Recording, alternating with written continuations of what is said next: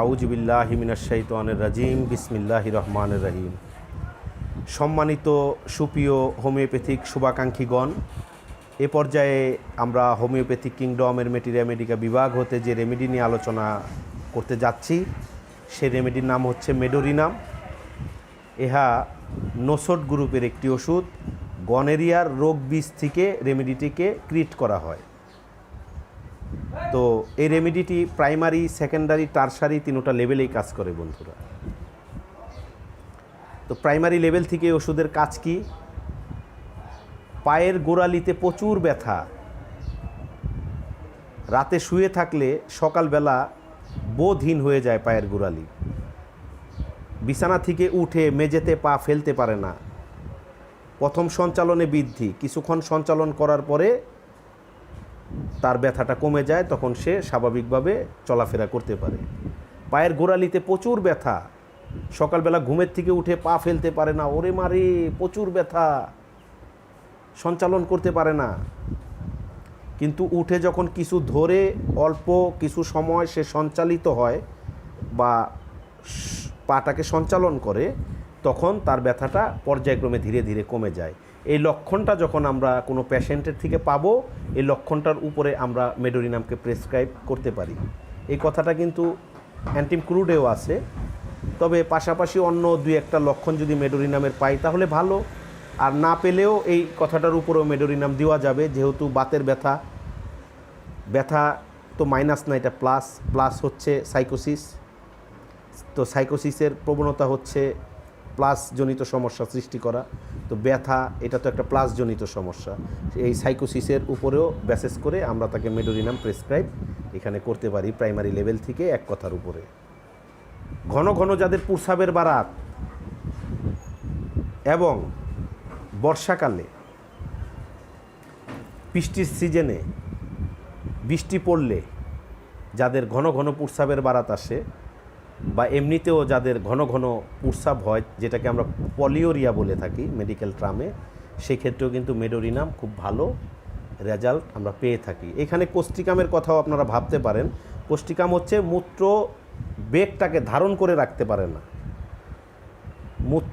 মূত্রের যে একটা বেগ, এটাকে চাপ দিয়ে ধরে রাখতে অক্ষমতা কোস্টিকামের, তাই মূত্রটা নিষ্কলিত হয়ে যায়। সেই ক্ষেত্রে হলে কোস্টিকামও ঠিক আছে।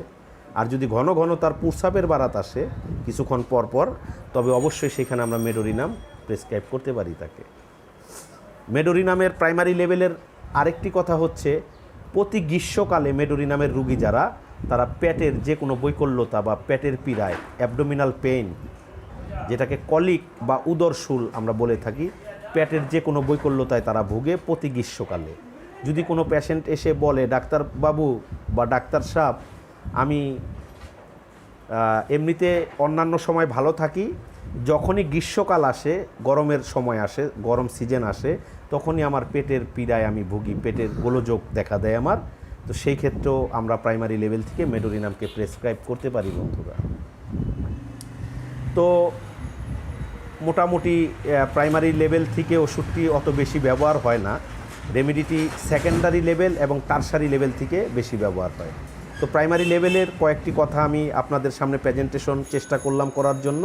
এখন সেকেন্ডারি লেভেল থেকে আমরা আলোচনা করব, পরিশেষে আমরা টারসারি লেভেল থেকে কিছু আলোচনা করব বন্ধুরা। সেকেন্ডারি লেভেলে মেডোরিনামের রুগীদের দর্শনে পাওয়া যায় লম্বা পাতলা, সুন্দর না, চেহারা গৌরী না, লম্বা পাতলা শ্যামবর্ণ, চঞ্চল অস্থির, গরম কাতুরে। লম্বা পাতলা চঞ্চল অস্থির গরম কাতুরে, গরম সহ্য করতে পারে না তারা, খোলা বাতাস প্রিয়। আর মেডোরিনামের একখান মূল্যবান কথা, সমুদ্র ধারে তার সমস্ত শারীরিক মানসিক বৈকল্যতার প্রশমতা আসে, প্যালিটেশন আসে। তো সমুদ্র পারে বা নদীর পারে যখন সে যায়, খোলা বাতাস সমুদ্রের জল হাওয়া যখন তার গায়ে লাগে, সে মানসিকভাবে প্রশান্তিত হয়ে যায় বন্ধুরা। এই লক্ষণটা মোডালিটিস হ্রাসবৃদ্ধির ভেতরে এই লক্ষণটা অতি মূল্যবান এবং অনেক বড় মাপের একটি লক্ষণ, এটা মাথায় রাখতে হবে। তাহলে খোলা বাতাস প্রিয়, টক মিষ্টি ঝাল তিতা চাইরোটাই পছন্দ, চাইরোটাই খেতে পারে, চাইরোটা একসাথে গুলাইয়া দিলেও খেতে পারে মেডোরিনামের রুগীরা। ইচ্ছা অনিচ্ছা, স্টোমাক ডিজায়ার, স্টোমাক অ্যাভারশন, এটাও কিন্তু ইচ্ছা অনিচ্ছাটাও কিন্তু এটাও কিন্তু বড় মাপের একটি লক্ষণ। তো স্টোমাক ডিজায়ার, তার খাদ্যের ইচ্ছা, সে টক, মিষ্টি, ঝাল, তেতা চাইরোটাই সে খেতে পারে এবং চাইরোটা একসাথে দিলেও সে খেতে পারে। তাহলে খাদ্যের ইচ্ছা আমরা পেলাম এইখানে, তার কাতরতা পেলাম, তার দর্শন পেলাম, প্রতি গ্রীষ্মকালে পেটের পীড়ায় ভুগে, সাথে শরীরে বাতের ব্যথা আছে, স্মৃতিশক্তির দুর্বলতা, আকস্মিক স্মৃতিশক্তি হারিয়ে ফেলে, পরিচিত রাস্তা, পরিচিত ব্যক্তি, পরিচিত নাম, নিজের বাবার নাম, নিজের নামও মাঝে মাঝে সে ভুলে যায়, এত ভুলো মনের। রাস্তা দিয়ে হাঁটলে সে ফিল করে পিছনে পিছনে তাকে কেউ অনুসরণ করছে, কোনো গুপ্তচর। আসলে এটা তার মাইন্ড ডেলিউশন, মনের একটা ভ্রান্ত ধারণা। অনেক সময় তার হ্যালুসিনেশনও হয়, সে ফিলিং করে কোনো ছায়ামূর্তি, কোনো ছায়া বা কোনো বস্তু সে দর্শন করতেছে, অ্যাকচুয়ালি কিছুই না, এটা তার হ্যালুসিনেশন, ভ্রান্ত দর্শন, এমনটা হয়। অত্যন্ত ভোলা মন, সালফারের মতন হাতের তালু, পায়ের তালু, মাথার চাঁদি জ্বালা আছে, ঠান্ডা জলে উপশম, এবং পালসিটিলার মতন কিন্তু নরম, লাজুক, রোগের কথা বলতে গিয়ে কেঁদে ফেলে, পালসিটিলার মতন না কেঁদে রোগের কথা বলতে পারে না, এবং ডাক্তারের কাছে রোগের কথা বলতে গিয়ে সে ফিলিং করে যে আমার কথা সব বলা হলো না, এই কারণে বারবার কথাগুলো বলে। সাইকোটিক পেশেন্ট যেমন বারবার টাকা গুনে, বারবার হাত ধোয়ার প্রবণতা মেডোরিনামের রুগীদের, বারবার হাত ধুবে, হাতে কিন্তু ময়লা নাই, ওই যে সাইকোসিস টেন্ডেন্সি তার ভিতরে, রোগের কথা একবার বলছে সে মনে করতেছে আমার বলা মনে হয় হলো না, আবার বলি, এমন একটা টেন্ডেন্সি। এই লক্ষণগুলো যখন আমরা সেকেন্ডারি লেভেল থেকে পাবো, তখন আমরা তাকে, রোগ তার যা মন চায় তা হোক বন্ধুরা, এখানে তার ওষুধ কিন্তু মেডোরিনামি ওষুধ। এই কয়টা লক্ষণ, সার লক্ষণ, মগজ লক্ষণ, এটা হচ্ছে সেকেন্ডারি লেভেল থেকে। তো সেকেন্ডারি লেভেল থেকে এই কয়টা লক্ষণ যখন আমরা পাবো, স্মৃতিশক্তির দুর্বলতা, ভীরুতা, রাস্তা দিয়ে হাঁটলে তাকে কেউ পিছন থেকে অনুসরণ করছে, ভূত প্রেতের ভয়, জনতার ভয়, একা হাঁটার ভয়, একা চলার ভয়, স্মৃতিশক্তি দুর্বলতা, পরিচিত রাস্তা ভুলে যাওয়া, পরিচিত ব্যক্তির নাম ভুলে যাওয়া, আকস্মিকভাবে সমস্ত কিছু ভুলে যাওয়া, পড়ালেখা করার পরে সেগুলি মেমোরির থেকে লস হয়ে যাওয়া, অত্যন্ত গরম কাতরে, খোলা বাতাস প্রিয়, সমুদ্রের ধারে, নদীর পাড়ে খোলা বাতাস সে ভালোবাসে, টক, মিষ্টি, ঝাল, তিতা চাইরোটাই খেতে পারে, চাইরোটাই পছন্দ করে। এই লক্ষণগুলো যখন আমরা একসাথে পাবো, তখন আমরা তাকে মেডোরিনাম প্রেসক্রাইব করব। তার কিন্তু আবার অভ্যাসও আছে, গোপন অঙ্গগুলো দেখার কিন্তু তার একটা টেন্ডেন্সি আছে। যদি সে মেল হয় তাহলে ফিমেলদের গোপন অঙ্গ দেখবে, সে এমনভাবে দেখবে যেন কেউ বুঝতে না পারে সে কারো দিকে ফলো করতেছে, গোপন অঙ্গগুলো দেখতেছে। ফিমেল হলেও অনুরূপ মেলদের গোপন অঙ্গগুলোর দিকে সে মানে অ্যাট্রাকশন থাকে, তার আকর্ষণ থাকে। এই লক্ষণগুলো কিন্তু মেডোরিনামে বিদ্যমান। তো এগুলি ছিল বন্ধুরা সেকেন্ডারি লেভেলের লক্ষণ।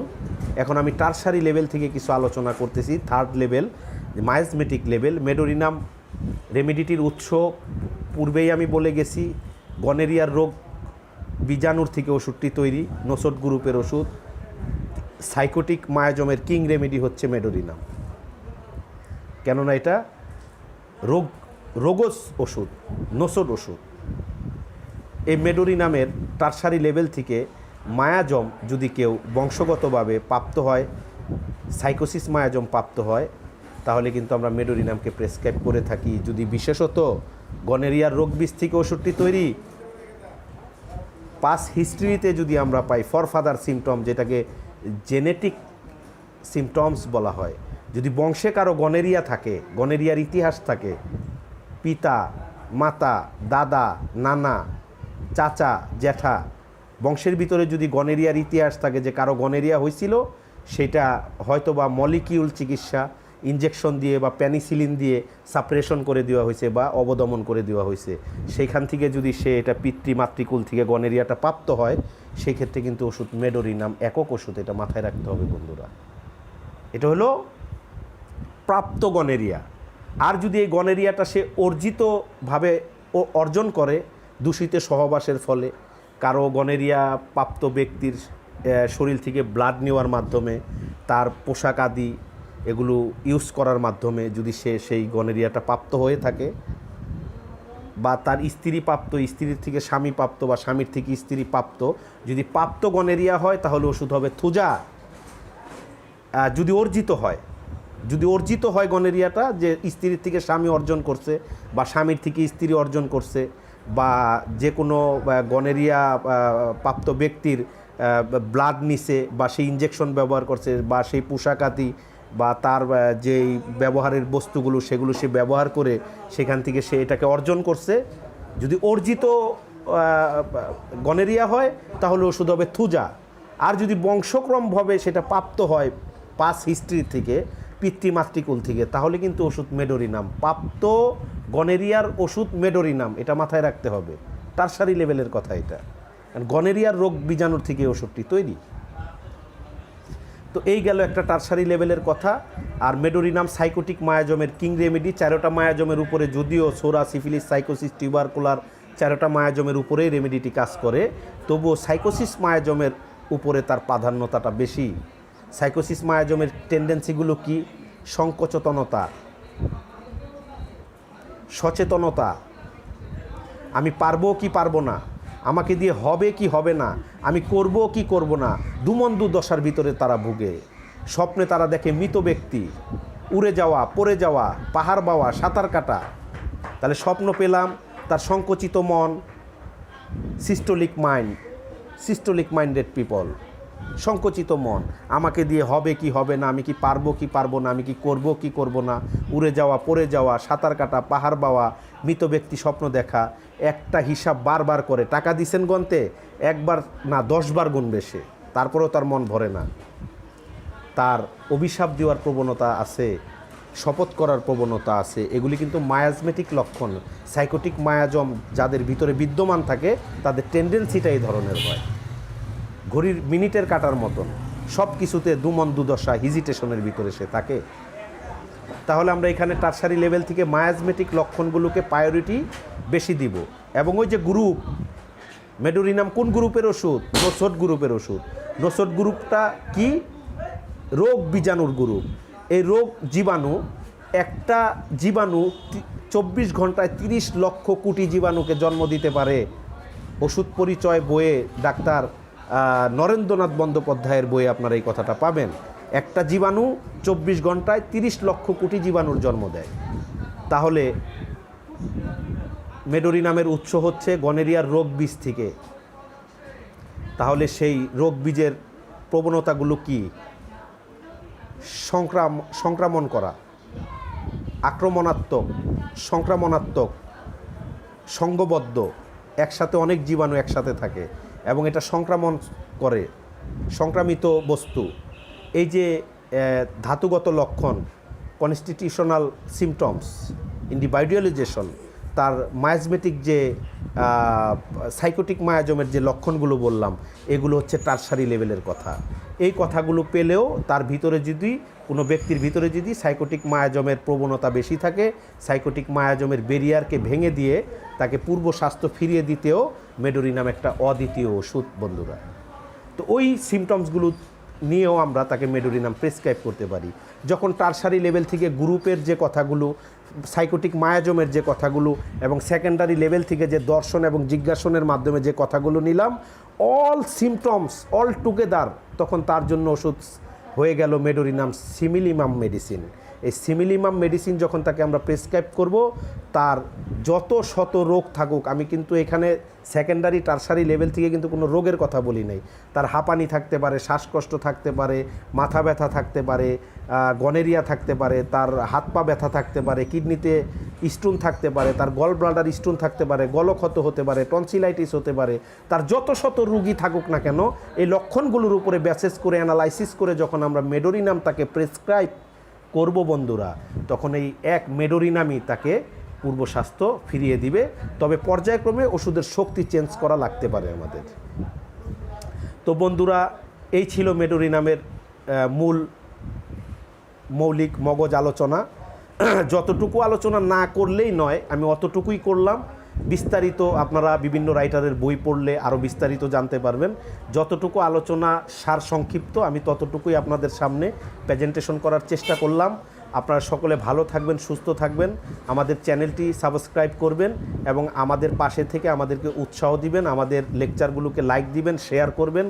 আর আপনাদের জানার প্রয়াসে যে বিষয়গুলো আপনাদের জানা অতি জরুরি, সেই বিষয়ে আপনারা কমেন্ট বক্সে আমাদেরকে জানাবেন। আপনাদের সেই কথার উপরে বেসিস করে আমরা পরবর্তীতে ভিডিও মেক করে আপনাদেরকে প্রেজেন্টেশন করার চেষ্টা করব। সকলে ভালো থাকবেন। সকলের প্রতি শুভ শুভাশিস রেখে আমার আলোচনার সমাপ্তি ঘোষণা করছি।